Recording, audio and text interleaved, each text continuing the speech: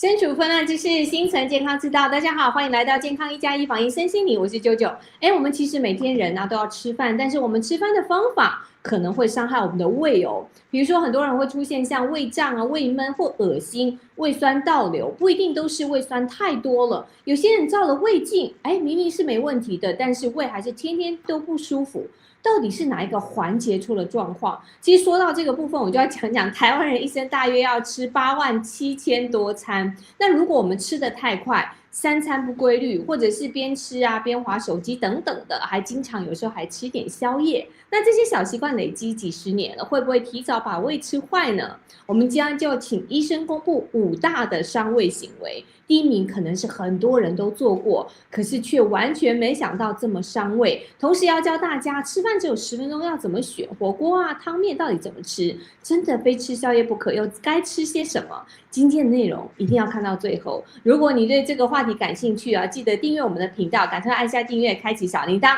好的，今天的直播欢迎观众朋友加入，您可以在留言区留言跟我们互动。首先介绍今天直播间的嘉宾是嘉陵诊所胃肠肝胆科兼主任主治医师吴文杰医师。Hello， 吴医师你好。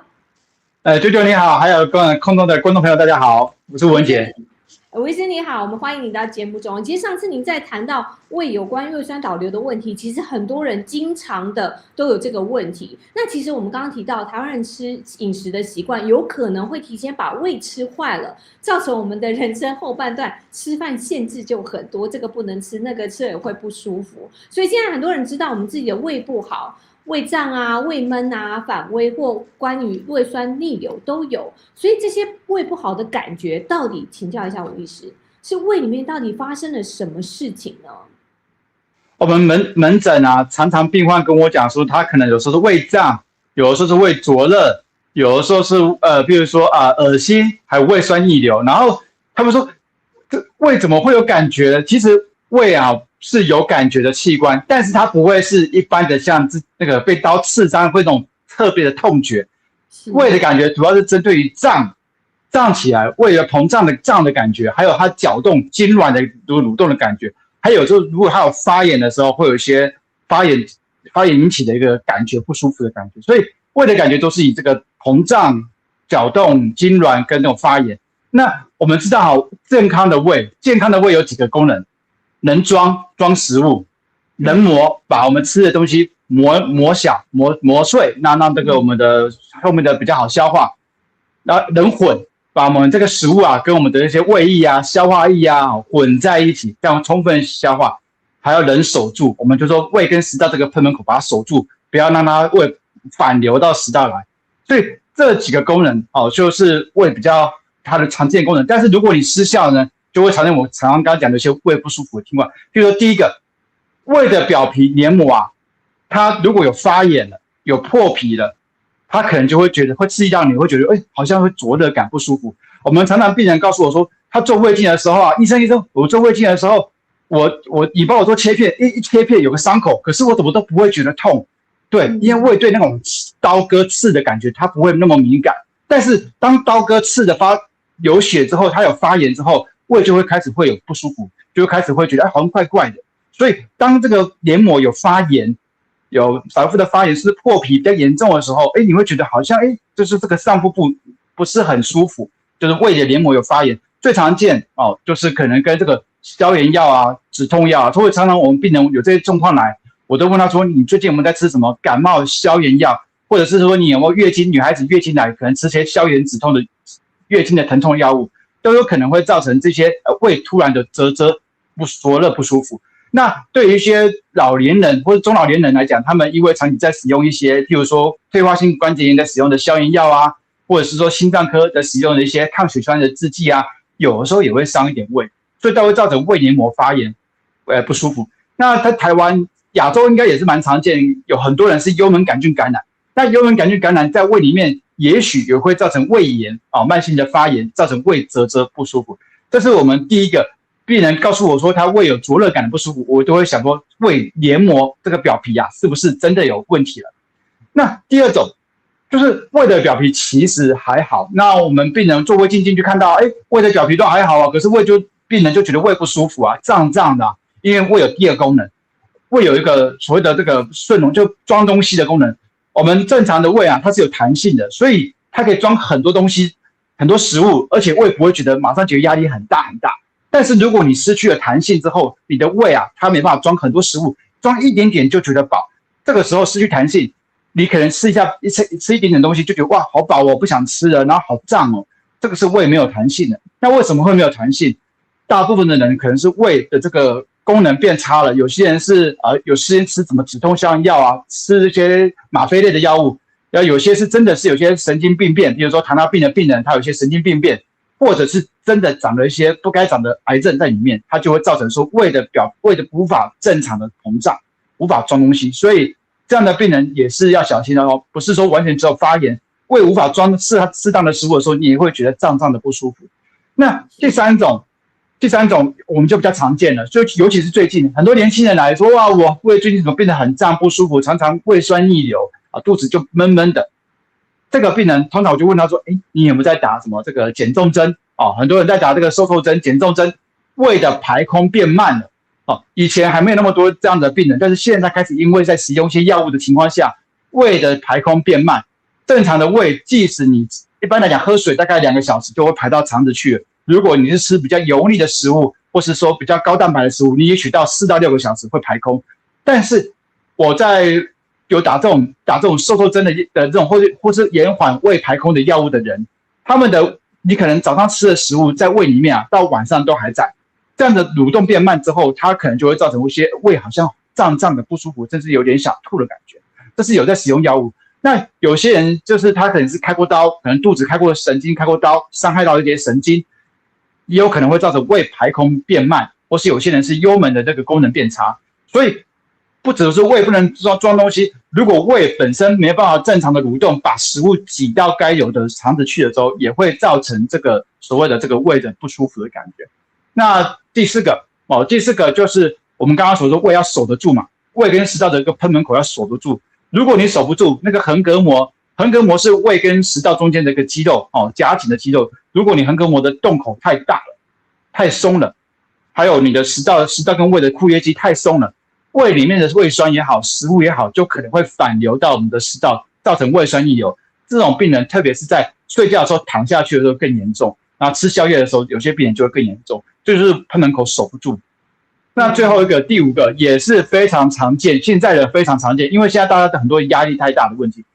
睡不好、压力大、更年期，有些情绪紧张的人，他的内脏会过度的敏感化，也就是说，你可能胃在正常的人里面来讲，它的讯号是正常的，它有一点点胀胀的是正常的，他不会觉得不舒服。但是在这种过度胀气敏感的人，他们会脑袋就会接收到说，好不舒服，好胀哦。那这些病人，我们来诊间。我都问他说你是不是很胀？他说对，我很胀，我很胀。我马上帮他做一个 X 光，因为 X 光可以看看到底有没有胀气。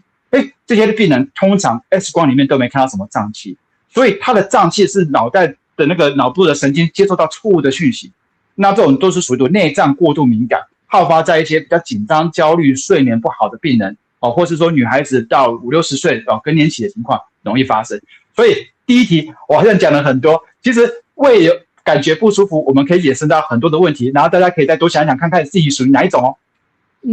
其实刚才吴医生您讲到就是各种状况啊，我觉得针对每一个不同的族群都有不同的可能会发生的胃的一些不舒服。那如果我们讲到胃如果无法装东西，真的是对我们的饮食、对我们的吸收营养也会造成很大的问题。那包括您刚才吃到，比如说我们讲到吃东西，可能等一下也会讲到宵夜的问题。但是我先讲到，我有一个朋友，因为他是工作的关系，我觉得大部分的上班族可能会这样子，吃饭都10分钟之内吃完，然后甚至有时候忙起来啊，有一餐没一餐的，所以他的情况就是比较容易胃胀气啊，或者是反胃。那像这种情况，就算他平时吃的很清淡，比如说他觉得他要想吃清淡一点来补救一下，是不是也对胃也没有办法救了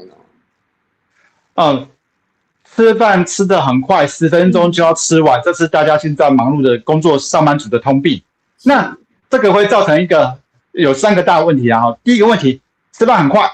咀嚼能力咀嚼的这个时间不够，胃会食物到胃里面之后，就是很多的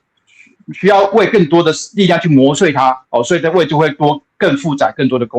所以嘴巴一定要多咬几下，可能要个30下，15到30下。第二个，你在很快吃饭的时候，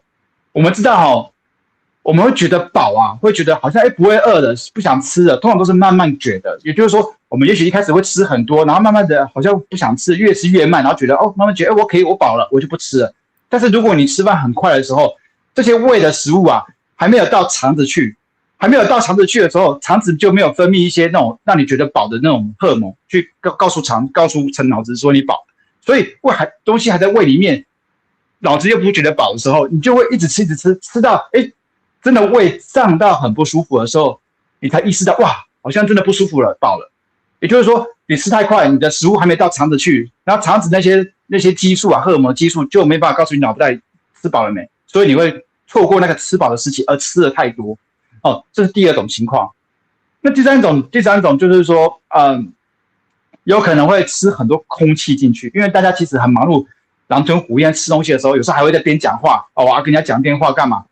会吞了很多空气进去，也会造成很多的胀气胀气不舒服，然后最后就是说，大家如果是真的是吃很快、吃很多，大部分都是吃的都是素食啦，快速的素食这种都是高油脂、高糖类的东西，又是气泡饮、汽水这种东西，也会造成一些消化不良。所以我以个人为例啊，像我自己在看门诊，其实有时候从早上看到下午，甚至晚上，中间的时间我们会非常的忙碌，我们甚至没有时间吃饭。那我就会自己准备说，比如说一个饮品比如说麦片，或是说一杯牛奶，或者是说一个三明治，一个小的三明治，或者是三角饭团，或1-2颗水煮蛋然后一小盘坚果。如果你的很忙碌的时候，又没有时间吃饭的时候，也许你可以以这些简单清淡的食物来当做一个中继站。等到你真的有时间慢慢吃，一餐至少能够吃到20分钟到30分钟的话，专心吃，这样你才会好好的消化。所以我还是建议大家，我自己也是这样做啦。你在忙碌的时候就尽量少吃清淡，等你当有时间的时候再好好的吃一顿，这样是对你是最好的。是，我想其实吃饭呢是一个很重要的课题。比如说我们在吃饭的时候，可能有些人就是会有些时候，大家除了吃得快之外，然后有时候大家会，这个也是大部分边吃饭边滑手机，或者有人玩游戏，或者有人大家可能一边吃饭一边看电视然后跟着就是旁边的人一起很兴奋评论的时候，就是看球赛甚至有的人就看电影的时候会吃一点东西。那我想请教一下，因为这个是我们平常经常也会做的，这个吴医师，这样对肠胃健康是会有影响的？我就说其实我以前在40岁以前，我也常常犯这个问题就是吃饭永远都是配角，然后主角永远都是配剧不是配工作。那我认为这是一种渣男行为啦也就是灵魂出轨就是其实吃饭还是正事。你开车的时候，你不会说你在开车的时候在看手机嘛，这样很危险。吃饭其实也是要专心吃饭那为什么？因为我们在吃饭的时候如果你不专心去看剧或者做工作你很容易你很容易忽略饱的这个讯息。你会觉得你吃，当你身体告诉你脑袋说你饱了可以不要吃的时候，你脑袋因为专注力还在你的工作上面，或在看剧的情况下，你会忽略掉，或是会延迟反应你的这个饱的感觉，你就会不自觉继续把它吃到你的工作做完为止，或者是吃到你的手上冰到完全没有为止那这样的话就会造成之后等你发觉过来的时候，你已经很胀很饱很快，或吃太快。那这是第一种情况就是你可能会忽略掉你这个饱的问题。第二个，我们做工作也好，或者是说看一些比较电影戏剧也好，球赛也好，它会很亢奋，或是会很紧张，这些其实都会分泌一些交感神经的这个交感神经的都会亢奋那这样子都会造成我们的血液循环会到那个脑袋到肌肉去，甚至你会不自觉憋住呼吸，不自觉会吞个口水，然后全身好像很紧绷的一样。这个情况下是然后肠胃道的血流是很慢的，而且也不太蠕动。这个时候如果你吃了像正常的食物很多东西的话，你可能就容易会胀气，或会消化不良那所以说我们都建议说，吃东西的时候建议尽量不要了边吃饭边做其他事情。如果可以的话，听听音乐听听 podcast 那就也许就好一点比较不会那个情绪受到影响。因为我们永远都知道，情绪会影响到脑袋的荷尔蒙，荷尔蒙也会影响到肠胃道的蠕动那这是互相影响。那你希望你的吃饭是开开心心的，有好好的被吸收，然后吃完很舒爽，那你建议就少分心做其他事情。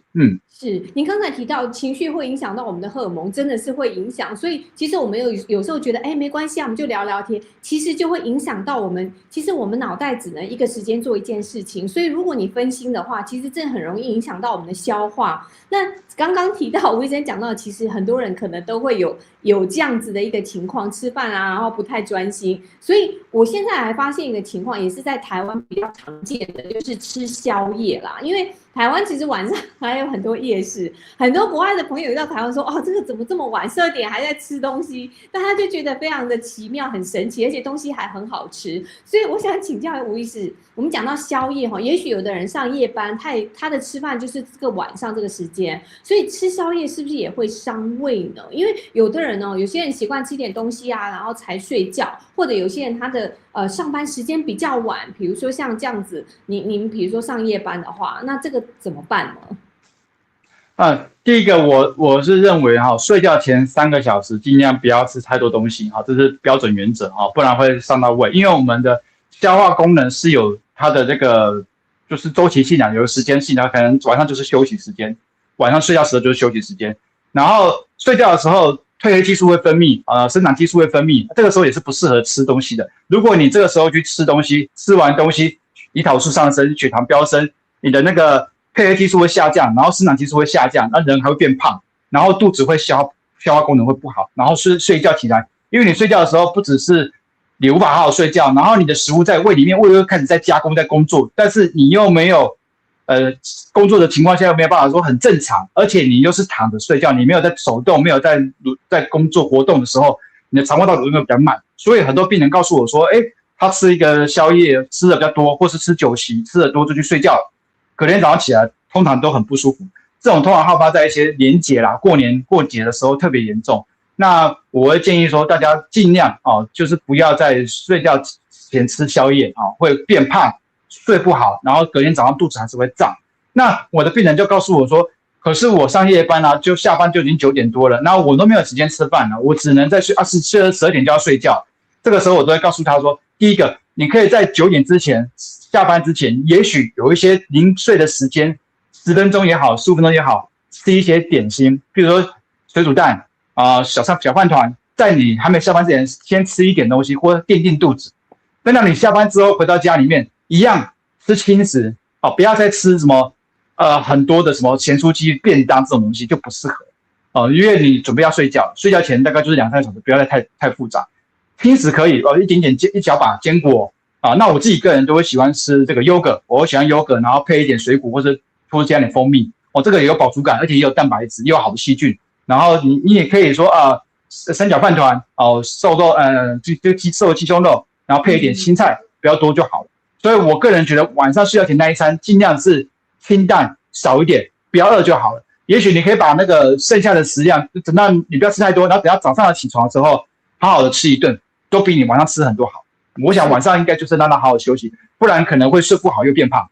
是，而且我觉得其实有时候我们经常必须要的时候，有时候晚吃的话，你会觉得你的胃真的是很不舒服，而且隔天我有个习惯，就是万一我吃晚一点的话，我隔天就会特别的饿，然后反而吃的更多，所以这是我个人的一个经验。然后有时候晚上真的是会睡不好，所以我想这个提醒还是蛮重要的。你非必要的话，尽量在晚餐就是睡前的话就不要吃，必须要的话就吃的稍微再清淡一点点。我觉得这个建议很好，谢谢吴医师。那我们在跟吴医生讨论下一个话题之前，我先快速的跟大家介绍一下，我今天要跟大家分享的就是我最近推荐的这个眼贴之后，眼睛得到一个很好的照顾。那我的有一个阿姨，她就说她使用这个眼贴，她的干眼的情况也改善了，然后包括有些飞蚊症的状况也改善了。那我也很开心说，这个眼贴可以帮助大家。像有时候我平常会放在我的桌子上面，然后觉得眼睛有干涩的时候就拿起来贴，这是100%草本的天然的，然后是从日本制造的，100%日本制造，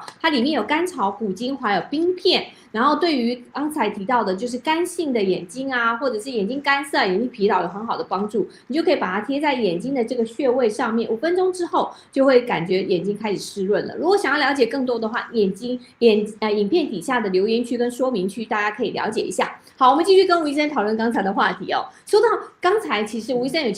讲到吃宵夜会伤胃，我们这里其实也列了一些经常听到会伤胃的习惯，请医生来帮我们检视一下哦，哪些真的会伤胃？好，我们可以请导播来给我们看一下，就是到底有哪些内容。比如说像吃止痛药啊，或者爱吃麻辣，我个人还蛮喜欢吃麻辣锅的。然后或者是空腹喝咖啡啊，空腹吃香蕉、凤梨等等等等，这些这样列出来了。请教一下吴医师，哪一些是真的会伤胃啊？好，我想这10个我觉得都蛮有趣的啊，我们就10个一个讲好了。其实最重要的第一个啦，我们刚刚讲那个消炎止痛药，这第一个其实就非常的伤胃，这个大家都知道，因为止痛消炎药。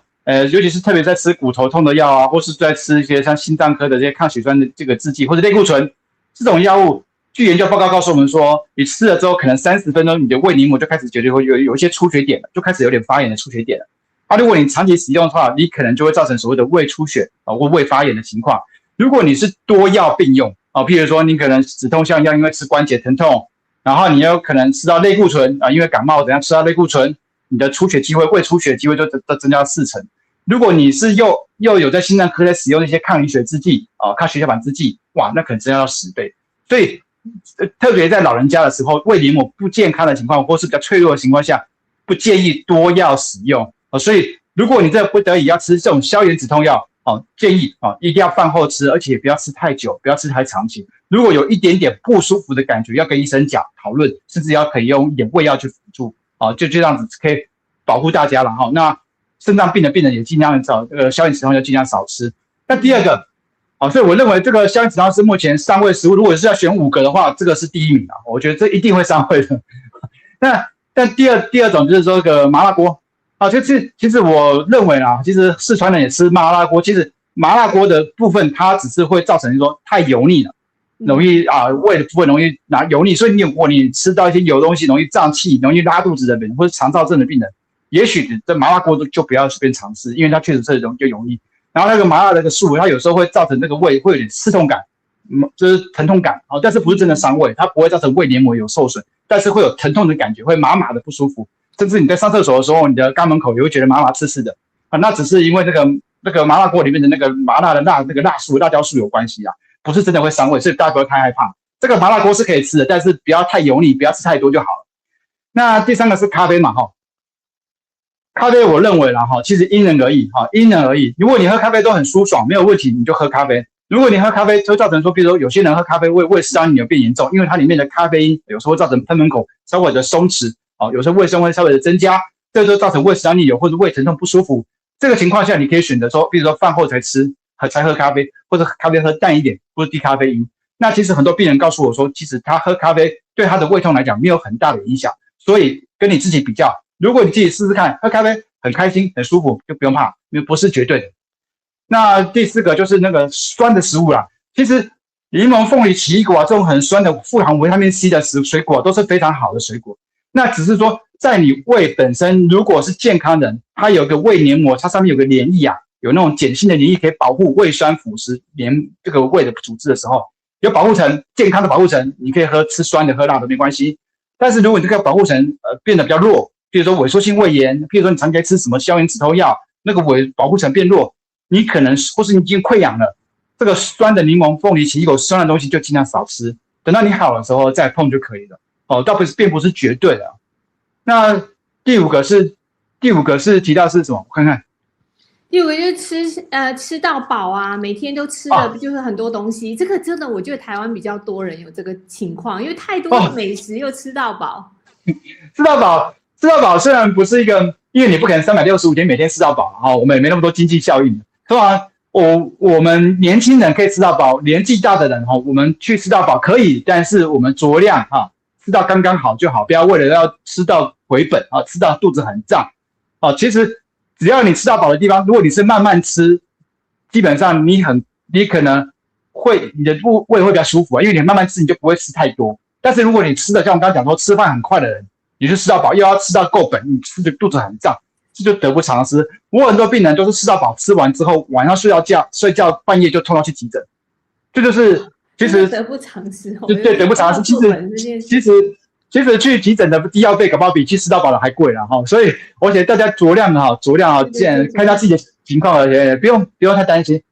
那后面还有一个是第6个是什么东西？不吃早餐，我认为不吃早餐的影响没有那么大哦，因为其实很多人现在其实起床的时候就已经11、2点了，在吃 brunch 了，就是早午餐。那只要你的饮食上是规律的。然后不要空腹时间太久，然后会造成胃不舒服的话，我认为不吃早餐没有那么严重，但是要规律啦，规律。那第6个是酒吗？光喝酒应酬，常喝酒应酬。说到了酒其实小酌怡情的哈，当然有时候医生也会偶尔喝一点酒，压力比较大，但是其实酒精来讲不建议长期喝啦那你偶尔喝一点点是没关系，但是你长期喝，或是你一次喝的很多烈酒喝的很多。第一个，它一定会伤胃，会造成胃黏膜的发炎、红肿。我们常常帮我们常常看到很多年轻的，或者说上班族的病人来说胃痛来看我就会帮他做胃镜，发现说，胃怎么那么多的灼伤、发炎？后来我就问他说，你是不是前2天有应酬，然后被老板灌酒？这些酒精在这个伤害的胃里面黏膜，会造成他一些伤害，甚至出血性的胃炎。对，有时候是他自己喝的啦，他是他自己爱喝，他喝一喝之后，他可能这个发炎会维持1个礼拜哦。那第2个情况下，喝完酒之后，它也会造成长期下来可能1个礼拜每天2、3天这样子，肠子黏膜也会有萎缩、发炎的情形，然后也会造成容易拉肚子。然后肝脏部分因为乙醛累积，也会造成肝脏发炎。所以我觉得酒如果你1个礼拜喝一次喝不到10克或20克这种，比如说1、2瓶的啤酒，那个还好，但是能够少喝就少喝。但是如果你1个礼拜喝到3天，甚至每天都喝，而且每天喝至少都1瓶的500cc 的啤酒，或是2杯的红酒甚至说2杯的这个 whisky 的话，其实就已经算是会造成这个酒精的这个肝脏发炎也好，胃病、肠子病也好，所以酒还是能少喝就少喝。是。那第3个是爱吃酸的，或者是爱喝醋。这个好像人家说什么啤酒醋，这个是对身体好，这个还可以，对不对？还可以，我不觉得这个伤我就说，如果你的胃是健康的话，我是觉得喝一点醋，有些人还会开胃，然后胃口会变比较好。对。然后有些人甚至胃有点醋、有点酸，它会助消化。因为我们胃的蛋白酶它本身也是需要一点酸的环境，它才会产生它的效应，所以我觉得醋来讲，我是觉得没问题的。然后另外这个我觉得比较要注意，就是说吃饭然后再配一大杯的饮料这个喜欢就是我们经常去吃汉堡，有没有素食店？手摇饮这些的，这个会有伤吗？其实喝太多、吃太多就是会伤了。这个我跟你讲，这个叫所谓的制约行为。我们永远要跳脱一个制约行为，也就是说，为什么我们吃个麦当劳或者吃个快速食店，我们就一定要配一大杯饮料？这些饮料还是固定的，就是那么大小。那其实每个人喝的量都不多。那我个人都不建议说大家要喝很多饮料。吃完饭之后，可能如果你的饮食先把便当吃完，或者你吃牛肉面，先把面吃完，把牛肉吃完。汤老板虽然给了你一大碗。你也觉得很好吃，那是精华没错，但是酌量喝个味道，吃个1小口就好了。你一定是先把那些食物比较重要的食物先填满自己的胃，再来慢慢的喝一些汤，千万不要喝太饱，因为我们的胃就像水库一样，当你吃了很多东西下去，你又喝很多水，它很容易就反流、胀逆流。等于很多病人告诉我说，他吃太饱了，譬如吃饭喝饮料，吃饭喝吃牛肉汤。牛肉面，然后把牛肉汤喝得饱饱的，就一弯腰绑鞋带就吐出来，就反流了。或者是晚上睡觉的时候躺平的时候，睡觉的时候，它就胃酸逆流。所以我永远都提倡说，当你有胃酸逆流的病人或者你本身是健康人，但是不希望他有逆流，你的吃饭尽量都是饭水分离。吃饭的时候尽量把料吃完，干东西吃完之后，汤汤水水的就尽量少一点，有个味道就好，不要吃太多不然容易会胀，而且会逆流。以上是。饭水分离，但是还有最后一个，我觉得还是要稍微点一下呢，就是经常吃隔夜菜的人，这个会伤吗？这隔夜菜其实以前是老阿公老阿嬷比较常会这样子，那现在是因为上班族尤其上班的妇女，她可能要先煮完菜之后，可能会放个1、2天，让这个小孩子或者先生马上可以用到菜。我认为隔夜菜的问题是在于它的保存问题啦。其实一般来讲，你可以放1天到2天的隔夜菜，2天的应该都还 OK。但是你要有适当的保存，譬如说我们知道细菌那个繁殖的是温度大概是7度到60度之间容易繁殖，也在室温下。所以你的食物在煮完菜之后，你把它放到冷，但是不要放到真的很冷，你放到那个不要超过室温大概1小时甚至2个小时就太久了。然后也许50度、60度以下或者50度就赶快把它冰在冰箱里面去冰哦，这样也许就可以改善它那个保存啊，不要让它产生很多细菌的滋生，甚至有些毒素。很多告诉我说，没关系啊，反正我就把它加热再炒一炒，我的细菌应该都被我干掉了，都被我炒掉了。但是我们知道，我们有听过说所谓的炒饭症候群，或是有些细菌，有些那个食物感染、食物的中毒啊，它是所谓的金黄球菌的这个毒素的中毒。也就是说，你把细菌杀掉之后，但是它那些产生的毒素啊，它还是耐热的，就算你把它炒完之后，那些毒素还在。所以很多人说，怎么吃完炒饭、炒面之后，怎么开始吐啊、恶心啊，甚至有些人是拉肚子。那都不是说加热过了，大火快炒，怎么还会拉肚子？也许是因为那些仙人掌毒素是耐热的，是不会被热删掉。所以大家注意哦，有很多病人告诉我说，他去吃哪家什么快炒店啊，怎么样？然后昨天吃了，今天就拉肚子吐了。其实炒饭它就是要隔夜饭，如果它的保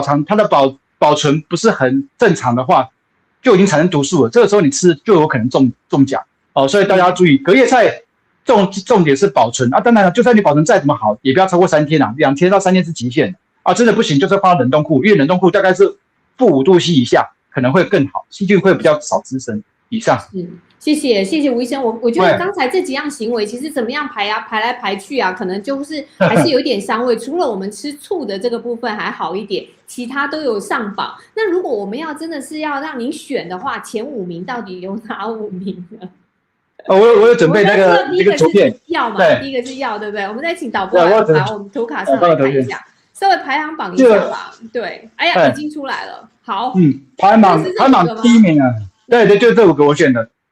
但第一个一定是说吃消炎药、止痛药，这个就是毋庸置疑的，每个人都有可能，而且老人家更多。然后第二个就是吃宵夜，因为吃宵夜不只是让肠胃不舒服，它还会变胖，它还会让你的睡眠影响到有很大的影响，会睡不好，所以这个吃宵夜是影响蛮大的。第3个就是所谓的这个吃饭配饮料的饭水分离这个事情，如果你吃很多汤汤水水的话，因为常常被制约啊，其实很多东西你只要吃的刚刚好就好了，你不会饿就不要再吃完了，剩下的菜、剩下的饭不用把它吃完，就留给老板嘛。不要说为了节省把它吃完，只是造成你的肠胃道不舒服，刚刚好就好。然后再来就是隔夜菜，隔夜菜也是很重要，就是如果你隔夜菜没有保管好的话，它可能就会恶心、呕吐啊、拉肚子等等。然后就是酒精啊，所以喝酒也是，所以这五种大家看到的5种行为是最应该改的，然后也尽量避免。我想应该你的胃会舒服一点。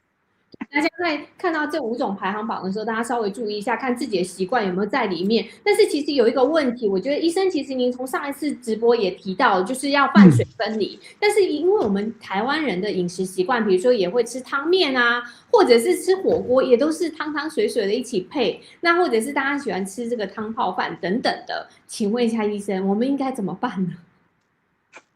对，我的原则，包括现在我都这样做，我都是像火锅，我就先把料都吃完，汤就是少喝，就是喝一点点，过水就好了。如果你真的那么喜欢喝汤，那你的料就少吃一点，你就是料少吃一点，让就喝汤，因为基本上就是你的胃就是那么大，它不适合装太多东西。那装固体的跟装液体来讲，液体的就是容易逆流，就是容易会反酸。我们目前预防的都是所谓的反酸逆流、胃酸逆流的这个情况。好，那如果你是胃很好的、贲门也正常、也不会逆流的病人，那你想喝一些汤，当然没问题啊，但是就是不要吃太饱，就不要吃太饱就可以。所以大家还是可以改变一下习惯啦，可能就是，比如牛肉面就是先把牛肉跟面吃完，汤就是慢慢喝一点点，最后再喝汤。喝汤、喝饮料，把在这个饮食的最后一小段，把它放在最后一小段，最后步骤再喝，然后喝一点点，不会饿就不会饿的话就结束了，也不要把它吃，不要把这个整个老板给你的东西全部喝光光，这是错的。是，吴医生，这个非常感谢您的建议哦。就汤水分离啊，我觉得应该是说饭水分离。我觉得这件事情可能，如果你胃已经不是很好，无法装太多的东西的话，您试着看看调整，这样会不会好一点？然后留言告诉我们，感谢一下吴医师。好，那另外有一个比较，我们讲说不好，我们讲到刚刚这个几种的不好饮食习惯会伤胃，但是医生你有提过说这个酸痛贴布也伤胃，这个问题我想请教一下，因为酸痛贴布大家都爱贴啊，那为什么会伤胃？跟胃有什么关系呢？其实酸痛贴布是还蛮安全的啦，因为跟口服剂一样的话，比酸痛贴布可能不到1%或甚至1/1000的剂量会到身体血液里面，大部分都还是在我们的表皮啦，但是我们很多老人家啦，他可能会贴很多片，一次贴很多片在身体上面，可能脚贴了2片，然后腰贴了2片，贴了太多片，那这样的情况下，你的浓度是有可能会上升的，血液浓度也可能会上升。那它血液浓度上升的话，它还是有可能会伤到胃。那再就是有些人是热敷或是贴在伤口上面，这个都是要小心的，不要过量。